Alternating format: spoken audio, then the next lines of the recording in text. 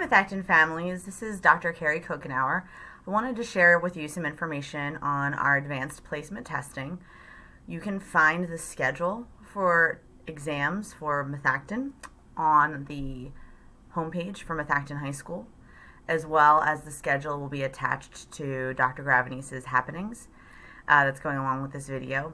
Students will have access to this through their teachers as well as through their advanced placement Google Classroom. And it will also be posted on our advanced placement site for the Methacton High School. More information over the next few weeks will be shared with students. One shift this year is that advanced placement is for some classes. Advanced placement will be offering an online version of the exam.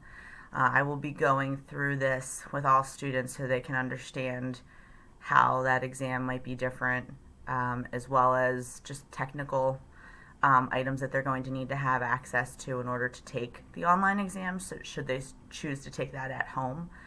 Additionally, after I meet with students, which will happen via Zoom mid-March, their teachers will be reviewing the specifics of the exam in terms of differences in, if there's differences in essay questions or multiple choice portion, so that information will happen in classes as well.